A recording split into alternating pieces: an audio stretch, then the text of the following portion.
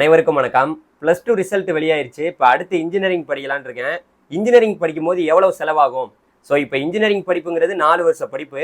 So இந்த 4 வருஷம் engineering படிக்கும் போது என்னென்னலாம் செலவாகும்? ஏன்னா வந்து பார்த்தீங்கன்னா காலேஜ் ஃபீஸில் ஆரம்பிச்சு, ஹாஸ்டல் ஃபீஸில் ஆரம்பிச்சு, அதுக்கப்புறம் புக் ஃபீஸு, அதுக்கப்புறம் நீங்கள் வீட்டுக்கு போயிட்டு வர மாதிரி இருந்தால் டிரான்ஸ்போர்ட் ஃபீஸு, இந்த மாதிரி ஏகப்பட்ட செலவுகள் வந்து பார்த்தீங்கன்னா இந்த 4 வருஷம் இன்ஜினியரிங் படிப்பில் எல்லாருக்குமே ஆகும்.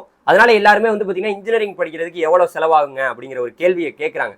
ஸோ அதனால இந்த வீடியோவில் எவ்வளோதான் வந்து பார்த்தீங்கன்னா இப்போ ஒரு அண்ணா யூனிவர்சிட்டிக்கு கீழே இருக்கக்கூடிய காலேஜில் நம்ம படிக்கும்போது எவ்வளோ செலவாகுங்கிறத டீட்டெயிலாக சொல்ல போகிறேன். அது மட்டும் இல்லாமல் நிறைய பேர் என்ன சொல்கிறாங்கன்னா, சார் நாங்கள் ரொம்ப கஷ்டப்படுற ஃபேமிலி சார், அது மட்டும் இல்லாமல் நாங்கள் வந்து சிங்கிள் பேரண்ட் தான், நாங்கள் வந்து பார்த்தீங்கன்னா எனக்கு பேரண்டே கிடையாது, எனக்கு எப்படியாவது இன்ஜினியரிங் படிக்கணுங்கிற ஆசை இருக்குது, என்ன பண்ணுறேனே தெரியலைங்கிற ஒரு கஷ்டத்துலேயும் இருக்காங்க. ஸோ நிறைய பேருக்கு வந்து பார்த்தீங்கன்னா இந்த பணம் தான் ஒரு பிரச்சனை. ஏன்னா இன்ஜினியரிங் படிப்பை தேர்வு பண்ணுறதுல பிரச்சனை கிடையாது, அதை வந்து 4 வருஷத்துக்கு நம்மளால் பணம் கட்டி படிக்க முடியுதா அப்படிங்கிறத நம்ம முன்னாடியே முடிவு பண்ணிக்கணும். அதை பற்றி தான் இந்த வீடியோவில் நான் உங்கள்கிட்ட தெளிவாக சொல்ல போகிறேன் எவ்வளோ செலவாகுன்னு. அதனால் இது வரைக்கும் நம்ம சேனல் நீங்கள் சப்ஸ்கிரைப் பண்ணலாம், சப்ஸ்கிரைப் பண்ணி வச்சுங்க. நான் உங்கள் ட்ரெண்டிங் தமிழ் கோபி. ஹலோ டிடிஜே. ஒரு விஷயம் தெரிஞ்சுக்கங்க, நம்மளுடைய அண்ணா பல்கலைக்கழகத்துக்கு கீழே இங்கே வந்து பார்த்தீங்கன்னா நம்ம ஒரு இன்ஜினியரிங் படிக்கிறதுக்கு இவ்வளவு தான் செலவாகும் அப்படின்னு நம்ம உறுதியாக சொல்ல முடியாது. ஏன்னா ஒரு காலேஜ்லேயும் ஒரு மாதிரி ஃபீஸ் வாங்குவாங்க. அதே போல் வந்து பார்த்தீங்கன்னா ஒரு காலேஜ்லேயும் ஹாஸ்டல் ஃபீஸ் ஒரு மாதிரி இருக்கும். அது மட்டும் இல்லாமல் ஒரு காலேஜ்லேயும் வந்து பார்த்தீங்கன்னா உங்களுக்கு டிரான்ஸ்போர்ட் ஃபீஸு, அதுக்கப்புறம் வந்து பார்த்தீங்கன்னா ஏகப்பட்ட ஃபீஸ் ஒரு மாதிரி மாறும். ஒரு டிபார்ட்மெண்ட்டுக்கு கூட ஃபீஸ் மாறும்.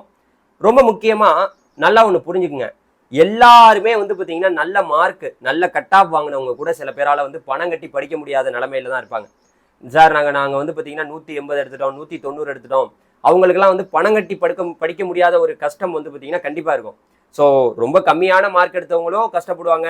பணம் கட்டி படிக்க முடியாதவங்க தான் வந்து பார்த்தீங்கன்னா இந்த கவர்மெண்ட் கோட்டாக்குள்ளே வருவாங்க. அப்படி பார்க்கும்போது இந்த கவர்மெண்ட் கோட்டா வழியாக போகும்போது நம்ம அண்ணா யூனிவர்சிட்டிக்கு கீழே இருக்கக்கூடிய காலேஜில் போய் படிக்கும்போது நமக்கு எவ்வளோ செலவாகுங்கிறத நம்ம தெரிஞ்சுக்கணும். இதெல்லாம் தெரிஞ்சுக்க வேண்டிய ஒரு விஷயம். இப்போவே நீங்கள் தெரிஞ்சுக்கிட்டா தான் அதுக்கப்புறம் நான் இவ்வளவு செலவாகுன்னு தெரியாமல் போய் சேர்ந்துட்டேன் சார், எனக்கு தெரிஞ்சு முன்னாடி வருஷம்லாம் வந்து பார்த்தீங்கன்னா சார் தெரியாமல் சேர்ந்துட்டேன் சார், இங்கே செலவு இவ்வளோ ஆகுது அப்படின்ட்டு போய் சேர்ந்து ஒரு 5-6 மாதத்துலேயே டிஸ்கண்டினியூ பண்ணிவிட்டு எனக்கு வேணாம், அந்த காலேஜ் வேணாம் அப்படின்னு சொல்லிட்டு வந்துருவாங்க. ஸோ இந்த மாதிரிலாம் மாணவர்கள் இருக்காங்க. அப்போ நம்ம இப்போவே வந்து பார்த்தீங்கன்னா நமக்கு எவ்வளோ பணம் கட்ட முடியும், அதுக்கு தகுந்த கல்லூரிகள் எது அப்படிங்கிறத நம்ம கண்டிப்பாக தேர்வு பண்ண வேண்டிய ஒரு கட்டாயத்தில் இருக்கும். அப்படி பார்க்கும்போது அண்ணா யூனிவர்சிட்டிக்கு கீழே இங்கே பல வகையான கல்லூரிகள் இருக்குது. அதில் கவர்மெண்ட் காலேஜ்லலாம் பார்த்தீங்கன்னா ரொம்ப கம்மியான ஃபீஸ் தான், ஒரு 10,000 ரூபா. ஒரு வருஷத்துக்கே வந்து பார்த்தீங்கன்னா ஒரு 30,000, 20,000, 30,000த்துக்குள்ளேயே நீங்கள் படித்து முடிச்சிடலாம். இதே நீங்கள் ப்ரைவேட் காலேஜ் பக்கம் போகும்போது தான் உங்களுக்கு வந்து பார்த்தீங்கன்னா ஏகபோகமாக பணம் செலவாகுது. கிட்டத்தட்ட பிரைவேட் காலேஜ்லலாம் வந்து பார்த்தீங்கன்னா நீங்கள் 1 லட்சம் ரூபாய்க்கு மேலே வந்து பார்த்தீங்கன்னா நீங்கள் பணம் செலுத்தி படிக்க வேண்டிய ஒரு கட்டாயத்தில் இருக்கீங்க. அதாவது நான் சொல்கிறது வந்து கவர்மெண்ட் கோட்டா வழியாக போகும்போதே இந்த நிலைமை இருக்குது. நான் மேனேஜ்மெண்ட் கோட்டாவை பற்றி பேசவே இல்லை, கவர்மெண்ட் கோட்டாவை பற்றி தான் பேசுகிறேன். அப்போ கவர்மெண்ட் கோட்டா வழியாக போகும்போது நமக்கு ஃபீஸுங்கிறத பார்த்தீங்கன்னா இதில் வந்து மெயின் கேம்பஸ், அண்ணா யூனிவர்சிட்டி மெயின் கேம்பஸ்லாம் கிட்டத்தட்ட வந்து பார்த்தீங்கன்னா உங்களுக்கு 1 லட்சம் வரைக்கும், அதாவது 1 லட்சத்துக்குள்ளே செலவாயிருது. ஹாஸ்டல் ஃபீஸு, காலேஜ் ஃபீஸு எல்லாமே சேர்த்து அண்ணா university main கேம்பஸ்னால் CEG, MIT, ACT, அதுக்கப்புறம் இந்த கேம்பஸ்லாம் உங்களுக்கு இவ்வளவு தான் செலவாகுது.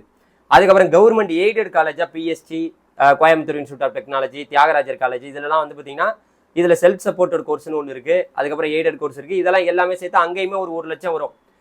நீங்கள் இதே செல்ஃப் சப்போர்ட்டட் கோர்ஸ்னால் ஒரு 2 லட்சத்துக்கிட்ட வருது.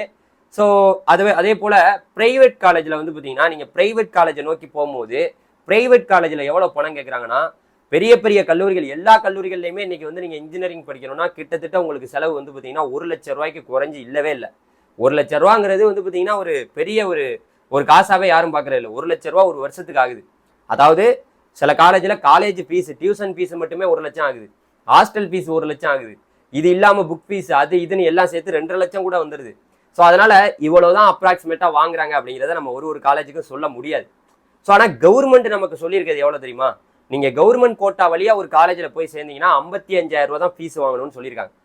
55,000, வெறும் 55,000 ரூபானா அப்போ பாருங்கள், 55,000 ரூபா ஃபீஸு கட்டி தான் படிக்கணும். ஆனால் வந்து பார்த்தீங்கன்னா இவங்க என்ன பண்ணுவாங்கன்னா புக் ஃபீஸு அது இதுன்னு எல்லாம் சொல்லி ஒரு 80,000 ரூபா கேட்பாங்க. ஸோ அதனால் காலேஜ் போய் சேரும் முன்பு அந்த ஃபீஸை வந்து நீங்கள் முன்னாடியே கேட்டு வச்சுக்கிறது நல்லது.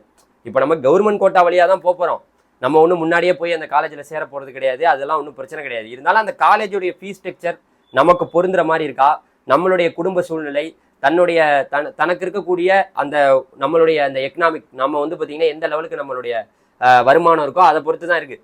இப்போ வந்து பார்த்தீங்கன்னா நம்ம கவர்மெண்ட் கோட்டா வழியாக போகும்போது சில சலுகைகள் கிடைக்குது.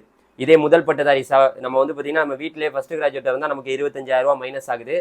அதே போல் நம்ம வந்து நம்ம வீட்டில் வந்து நம்ம கம்யூனிட்டியில் நம்ம எஸ்சி எஸ்சிஏ எஸ்டி கம்யூனிட்டியாக இருந்தீங்கன்னா கவர்மெண்டே வந்து பார்த்தீங்கன்னா ஒரு வருஷமும், அதாவது முதல் பட்டதாரி ஒரு வருஷத்துக்கு 25,000 இல்லை, 4 வருஷத்துக்கு வருஷம் 25,000 கம்மி பண்ணுறாங்க.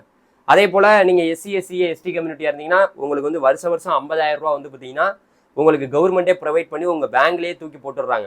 நீங்கள் எஸ்சி எஸ்டி கம்யூனிட்டியாக 4 வருஷத்துக்கும் வருஷம் 50,000 போட்டுடுறாங்க. இது மட்டும் இல்லாமல் 7.5% இடஒதுக்கீடுல மாணவர்கள் 6ஆவதுலேருந்து 12ஆவது வரைக்கும் படிச்சுட்டு வந்தால் அவங்களுக்கு முழுவதும் 4 வருஷ இலவச கல்வியை இலவசமாக அவங்க வந்து 4 வருஷத்தையும் இன்ஜினியரிங் படிக்க முடியுது. ஸோ இந்த மாதிரி ஒரு அருமையான ஒரு திட்டம். இது மட்டும் இல்லாமல் வந்து பார்த்தீங்கன்னா நிறைய சலுகைகள் கொடுக்குறாங்க. நாளைக்கு வந்து பார்த்தீங்கன்னா நீங்கள் பேங்க்கில் போயிட்டு ஈஸியாக லோன் வாங்கிக்கலாம், எனக்கு மெரிட்டில் வந்து பார்த்தீங்கன்னா கவர்மெண்ட் கோட்டாவில் சீட்டு கிடைச்சிருங்க, இந்த மாதிரி ஏகப்பட்ட இது இருக்குது. இருந்தாலும் கல்லூரிகள் வந்து பல தனியார் பொறியியல் கல்லூரிகள் எல்லா ப்ரைவேட் காலேஜ்லேயும் வந்து பார்த்தீங்கன்னா சிஎஸ்சி டிபார்ட்மெண்ட்டுக்கு ஒரு பணம் வாங்குறாங்க, ஐடிக்கு ஒரு ஃபீஸ் வாங்குறாங்க, ஐடி டிபார்ட்மெண்ட்டுக்கு, இசிக்கு ஒன்று வாங்குறாங்க, மெக்கானிக்கலுக்கெல்லாம் ரொம்ப ஃபீஸ் கம்மி, சிவிலுக்கெல்லாம் ரொம்ப கம்மி, பயோமெடிக்கலுக்கு கம்மி.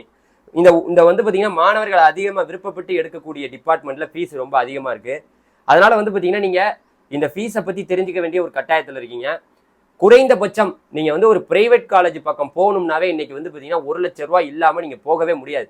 அப்படி அந்த 1 லட்ச ரூபாய்க்கு குறைவாக கேட்டால் அந்த கல்லூரியுடைய தரம் என்பது ரொம்ப கம்மியாக தான் இருக்கும், ஒன்றும் பெரிய லெவல்லலாம் இருக்காது. கொஞ்சம் ரொம்ப அது வந்து பார்த்தீங்கன்னா காலேஜ் ஒன்றும் பெருசாக யாரும் சேராத ஒரு கல்லூரியாக தான் இருக்கும். அதனால வந்து பார்த்தீங்கன்னா இன்னைக்கு பிரைவேட் காலேஜை நோக்கி போகணும்னாவே 1 லட்ச ரூபா செலவாகுது. இதே கவர்மெண்ட் காலேஜுக்கு போகும்போது ஒரு 20,000 30,000 ரூபா ஆகுது. இது மட்டும் இல்லாமல் நான் பிரைவேட் காலேஜ் சொல்கிறது 1 லட்சங்கிறது சும்மா ஒரு அப்ராக்சிமேட்டாக சொல்கிறேன். பிரைவேட் காலேஜ் பக்கம் போனாவே 3 லட்சம் வரைக்கும் ஃபீஸ் கேட்குறாங்க, 2 லட்சம் 3 லட்சம் அது வாட்டில் இவ்வளோலாம் கேட்டுட்டு இருக்காங்க. இருந்தாலும் சொல்கிறேன், கவர்மெண்ட் காலேஜ்னா 30,000 ரூபாய்க்கு முடிச்சிடலாம். அதே போல் வந்து பார்த்தீங்கன்னா நம்ம அண்ணா யூனிவர்சிட்டி ரீஜனல் கேம்பஸ் நிறையா இருக்குது, அதாவது 16 ரீஜனல் கேம்பஸ் இருக்குது. அதிலலாம் படிக்கும்போது 50,000 ரூபாயே நீங்கள் வந்து இன்ஜினியரிங் படிக்க முடியுது. அது மட்டும் இல்லாமல் வந்து பார்த்தீங்கன்னா நம்மளுடைய கவர்மெண்ட் எய்டட் காலேஜை பற்றி சொல்லிட்டேன். அதனால் பொதுவாக ஒரு விஷயம் தெரிஞ்சுங்க, ஃபீஸுங்கிறது வந்து பார்த்தீங்கன்னா 1 வருஷம் கட்டி படிக்க போகிறது கிடையாது, 4 வருஷம். இந்த 4 வருஷ படிப்பை நம்மளால் வந்து இன்ஜினியரிங்கில் இவ்வளோ பணம் கட்டி படிக்க முடியுமா, நம்மளால் பணத்தை செலுத்தி படிக்க முடியுமா அப்படிங்கிறத சில விஷயங்கள் நீங்கள் யோசித்து பார்க்கணும். யோசித்து பார்க்க வேண்டிய கட்டாயத்தில் தான் இருக்கீங்க. இல்லை சார் நாங்கள் ஏழ்மையான குடும்பம்னா நீங்கள் கவர்மெண்ட் கோட்டா வழியாக போகும்போதே இந்த மாதிரி நிறையா இருக்குது.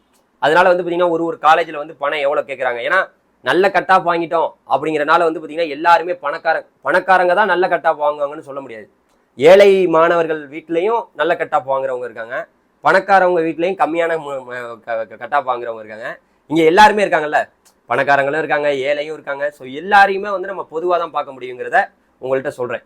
ஸோ அதனால் பொதுவாக ஒரு விஷயம் என்னென்னா, நீங்கள் கொஞ்சம் யோசிச்சுக்கிட்டு அடுத்த நடவடிக்கைகள் எடுங்க. அடுத்து வந்து பார்த்தீங்கன்னா நம்ம காலேஜ் போய் சேர்றதுக்கு முன்னாடி 2-3 வாட்டி அந்த காலேஜில் பணம் எவ்வளவு, நம்ம கவர்மெண்ட் கோட்டா வழியாக போனால் கூட பணம் அந்த காலேஜில் எவ்வளோ கேட்குறாங்கிறத தெரிஞ்சுக்கிட்டு பிறகு வந்து நம்ம சேர வேண்டிய ஒரு கட்டாயத்தில் இருக்கோம்னு சொல்லிட்டு இந்த வீடியோ முடிச்சுக்கிறேன். ஸோ அதனால் யாரும் ஒரி பண்ணிக்க தேவையில்ல. அதனால் சார் நான் வந்து ரொம்ப பணம் கட்ட முடியாமல் ஒரு ஏழையான ஒரு ஃபேமிலி சார், எங்களுக்கு வந்து பணமே இல்லை, எங்கேயாவது நீங்கள் காலேஜ் வந்து ஒரு நல்ல காலேஜில் நான் படித்தா போதும், பணம் வந்து பார்த்தீங்கன்னா படிப்பதற்கு ஒரு மிகப்பெரிய தடை இல்லைன்னு எல்லாருக்குமே தெரியும். அந்த மாதிரி கஷ்டமாக இருக்குது சார், எனக்கு ஏதாவது ஒரு காலேஜில் நீங்கள் வந்து ஒரு சஜஸ்ட் பண்ணிங்கன்னா நல்லாயிருக்கும், பணமே இல்லை, சுத்தமாக இல்லை, ரொம்ப ஃபேமிலியிலே நாங்கள் வந்து ரொம்ப மிடில் கிளாஸ் ஃபேமிலி தான் அப்படின்னு நினச்சிங்கன்னா உங்களுக்கு ஒரு கூகுள் ஃபார்ம் மாதிரி நான் கொடுத்துருக்கேன், அதில் ஃபில்அப் பண்ணுங்கள், உங்களுக்கு உதவி பண்ணுறதுக்கு நான் இருக்கேன். சரியா? Thank you very much. அதனால் பணத்தை நீங்கள் பார்த்துக்கிட்டு ஒரு கல்லூரியில் சேர்றது ரொம்ப நல்லதுன்னு நான் சொல்லிட்டு போயிடுறேன். Thank you very much. நன்றி, வணக்கம். பாய் பாய் டிடிஜிஸ்.